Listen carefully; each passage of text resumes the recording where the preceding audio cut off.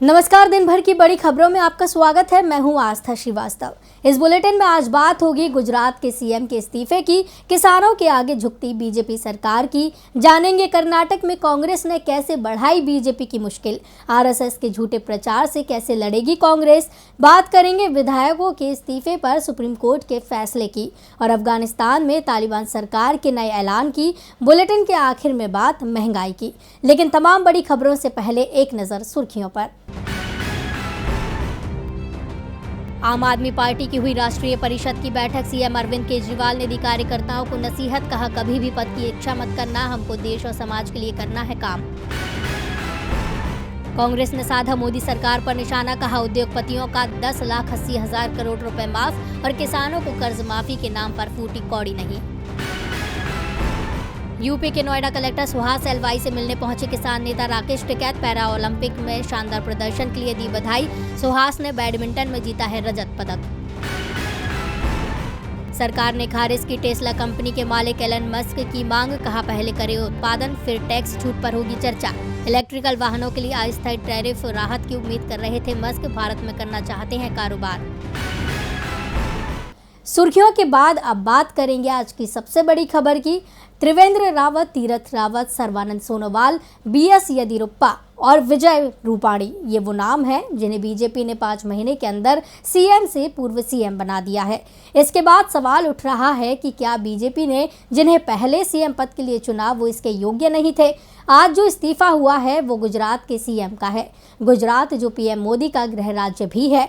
ऐसे में ये सवाल भी उठ रहे हैं कि क्या गुजरात में अब बीजेपी को हार का डर सता रहा है।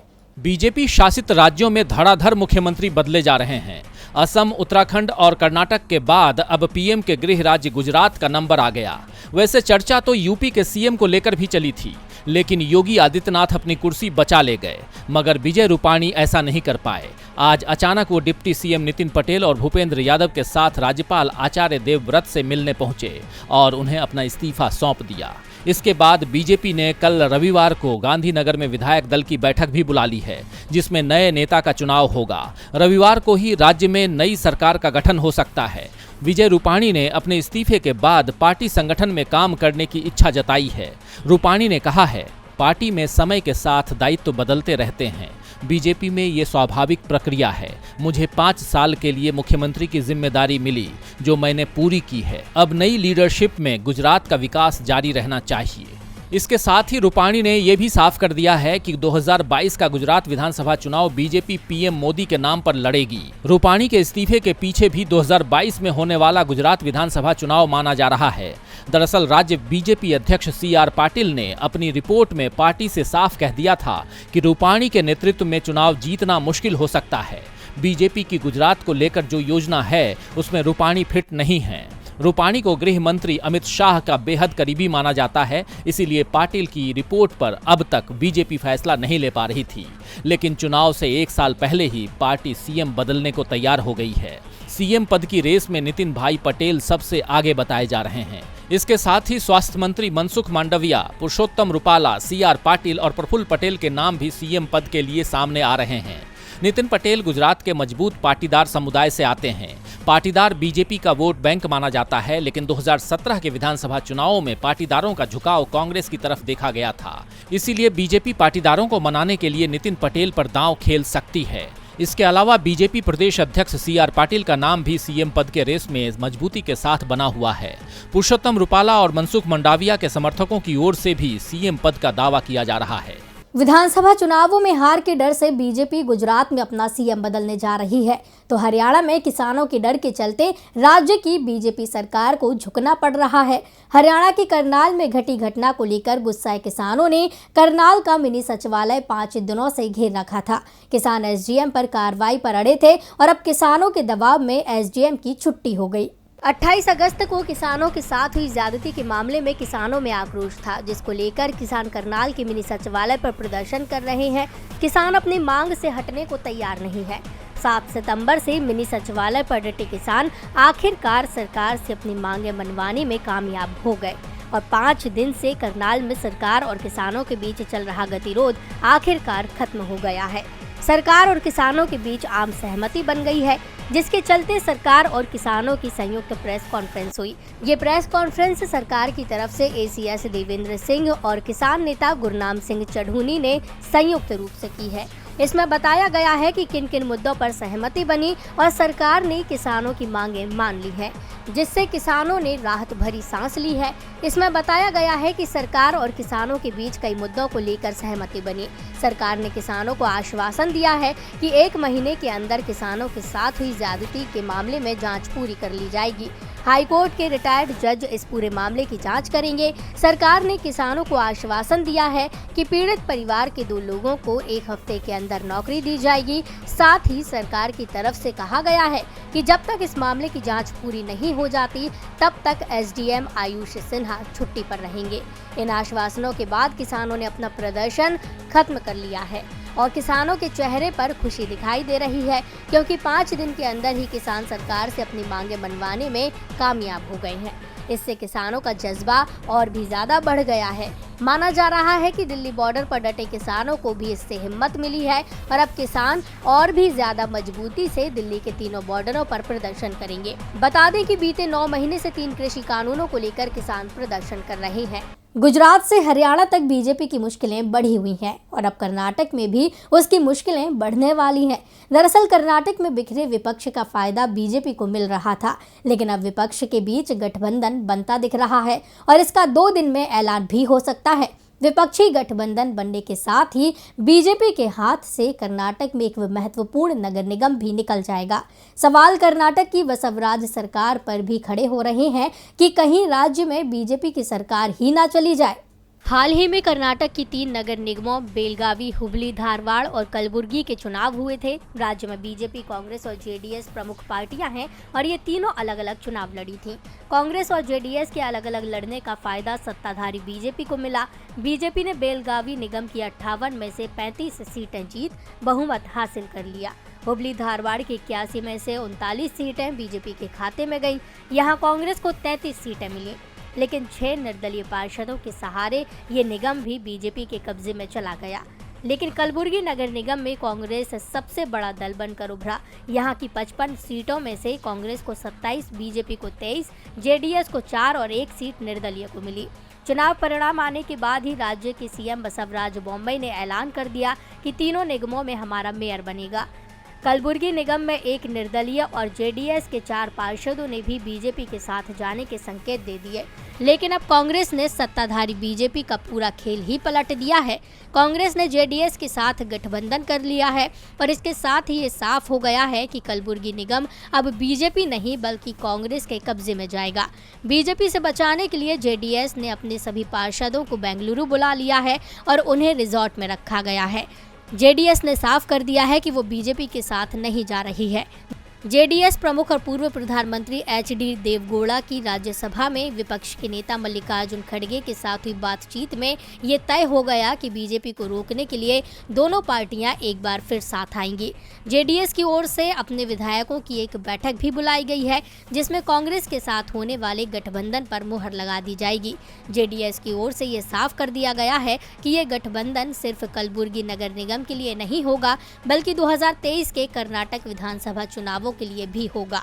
इसी बीच कर्नाटक में जो भी चुनाव होंगे उसमें जेडीएस और कांग्रेस साथ मिलकर लड़ेंगे। जेडीएस और कांग्रेस के बीच गठबंधन की संभावनाओं ने बीजेपी की परेशानी बढ़ा दी है। पार्टी को अब कलबुर्गी नगर निगम तो हाथ से निकलता दिख ही रहा है, साथ ही पार्टी से नाराज चल रहे विधायकों की ओर से भी मुश्किलें बढ़ने के संकेत मिलते दिख रहे हैं। दावा तो ये भी किया जा रहा है कि कई विधायक कांग्रेस नेताओं के संपर्क में भी हैं। ऐसे में सवाल उठ रहे हैं कि क्या कर्नाटक विधानसभा चुनाव 2023 में ही होंगे या समय से पहले ही गिर जाएगी बसवराज की सरकार।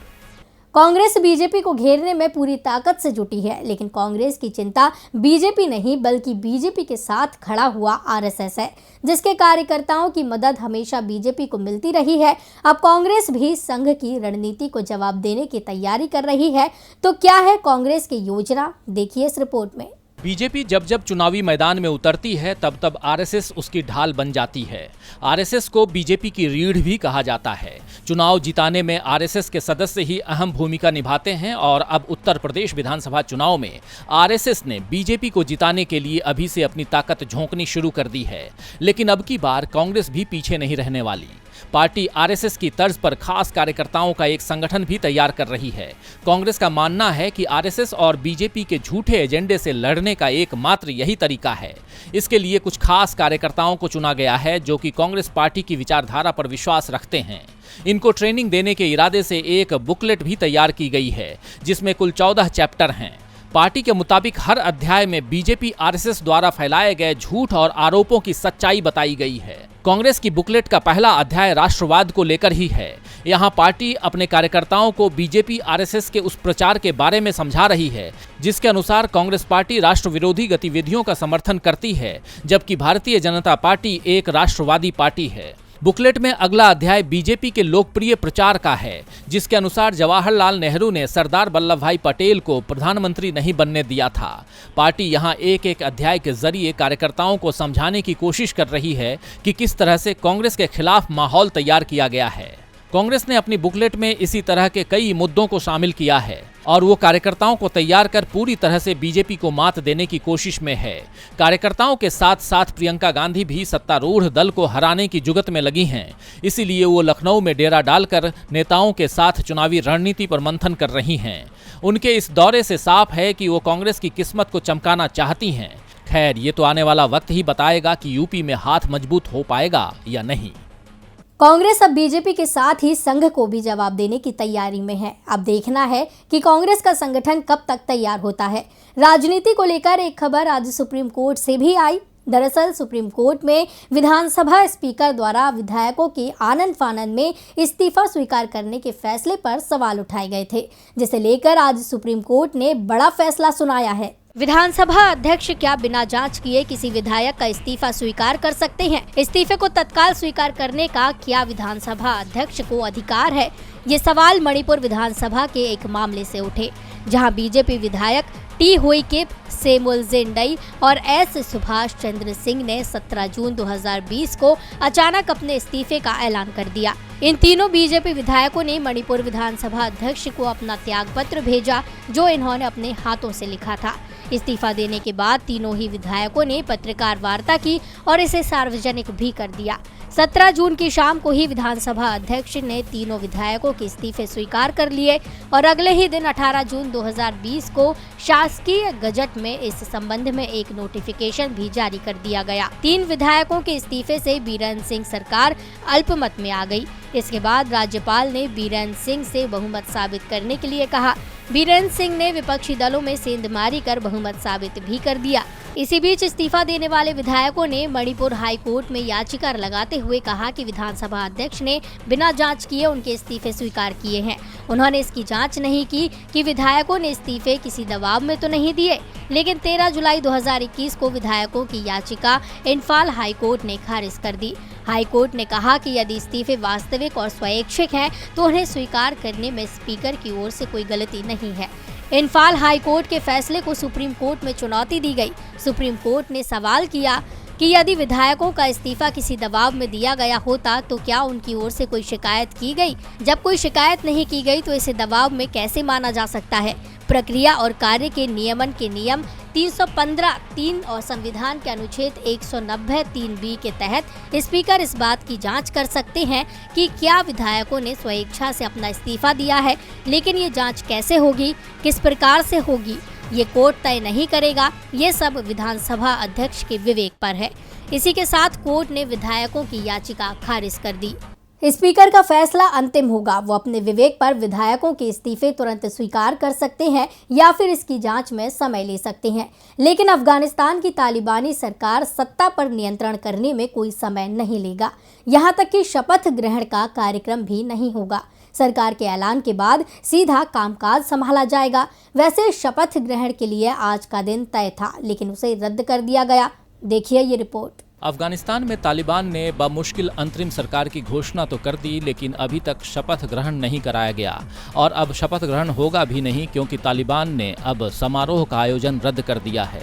तालिबान का कहना है कि शपथ ग्रहण कराने में पैसे खर्च होंगे, जो कि पैसे की बर्बादी है। इसीलिए सरकार का शपथ ग्रहण समारोह नहीं होगा, सरकार सीधा कामकाज संभालेगी। कयास ये लगाए जा रहे थे कि आज तालिबान समारोह का आयोजन कर सकता है और आज का ही इतने दिन से तालिबान इंतजार कर रहा था ताकि अमेरिका को बता सके कि 20 सालों की लड़ाई तालिबान ने जीती है।